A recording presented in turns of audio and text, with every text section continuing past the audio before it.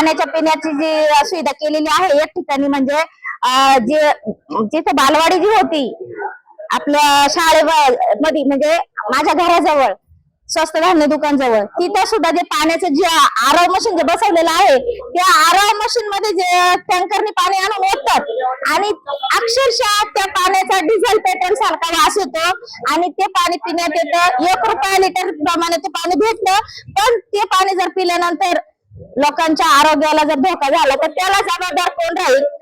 आणि त्या पाण्याचा अक्षरशः डिझेल सारखा वास येतो डिझेल पिल्यासारखा वास येतो तुम्ही आजही ते पाणी पिऊन पहा सगळ्यांनी चेक करा त्याला जबाबदार कोण राहील जरी ग्रामपंचायतीने त्या पाण्याचा जरी पाण्याचा जरी तिथे उपयोग केलेला असेल पण त्याच्यामध्ये जर टँकरने जे पाणी आणून होता तर त्या टँकरच्या पाण्याचं तुम्ही पिऊन पाहिलेलं आहे का तिथं ते शुद्ध होतंय का नाही होतंय ते तुम्ही चौकशी केली का त्याचा अक्षरशः पेट्रोल डिझेल सारखा जर वास येत असेल तर तुम्ही ग्रामपंचायतीने अगोदर पिऊन पहा सगळ्या सदस्यांनी